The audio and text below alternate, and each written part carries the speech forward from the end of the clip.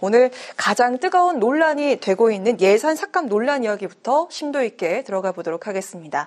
자, 정부가 국회에 제출한 656조 9천억 원 규모의 내년도 예산안을 둘러싸고 여야가 충돌을 예고하고 있습니다.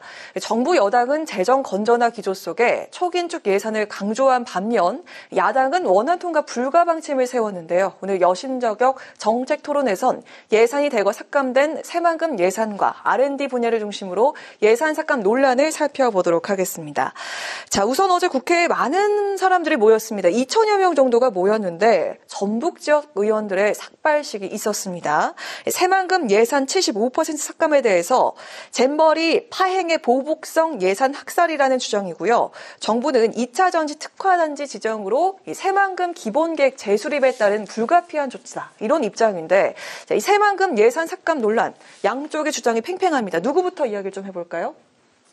깎으신 쪽 이야기를 먼저 듣고 싶습니다. 깎으신 쪽 이야기 들어보겠습니다. 네, 사실 이 정부의 새만금 기본계획 재수립은 지난 8월에 열렸던 잼버리 대회랑은 무관하다라는 이야기를 먼저 드리고 싶습니다.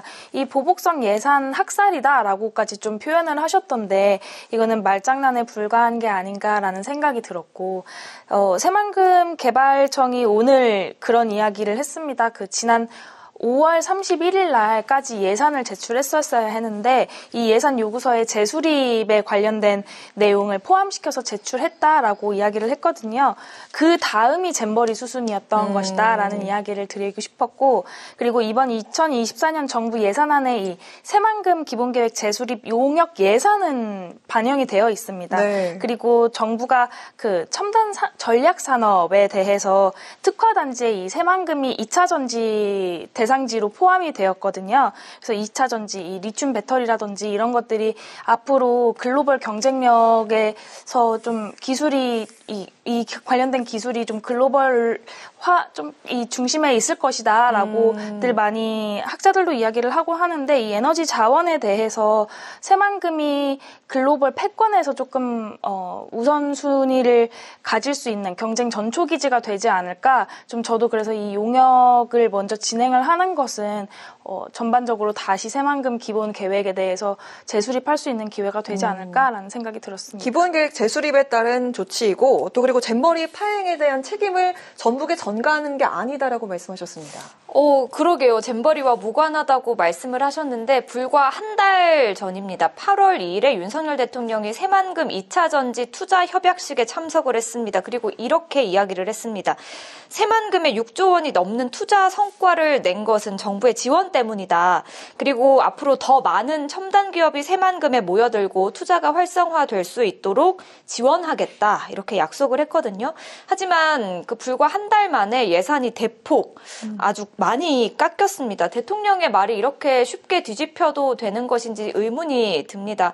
윤석열 대통령은 국민과의 약속을 언제든지 파기해도 될 것으로 생각을 하는지 묻고 싶고요.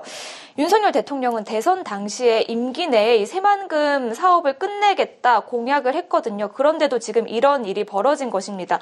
어떻게 설명을 할 수가 있을까요? 잼버리 파행을 전라북도 새만금 탓으로 돌리려는 보복성 예산으로 볼 수밖에 없고 그게 아니면 설명이 안 되는 일이라고 생각이 듭니다. 네, 더 하실 말씀 있으실까요?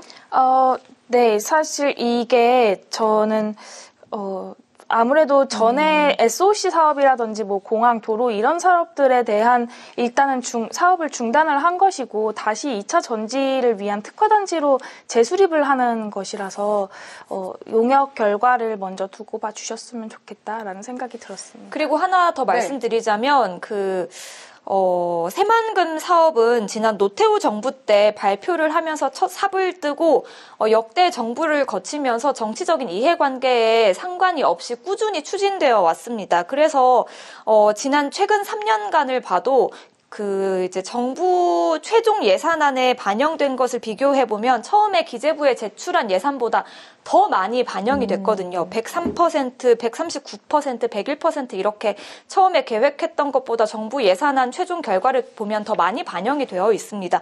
그런데 지금 이렇게 이례적으로 예산이 많이 깎인 것이거든요. 그러니까 지금 정부와 여당은 그 새만금 죽이기, 전라북도 죽이기를 감행하고 있는 것으로밖에는 볼 수가 없을 것 같습니다. 네, 민주당 측에서는 이 예산 복원 없이는 예산안 절대 처리할 수 없다라는 입장이기 때문에 앞으로 국회에서 기사회생하게 될지 지켜보도록 하겠습니다.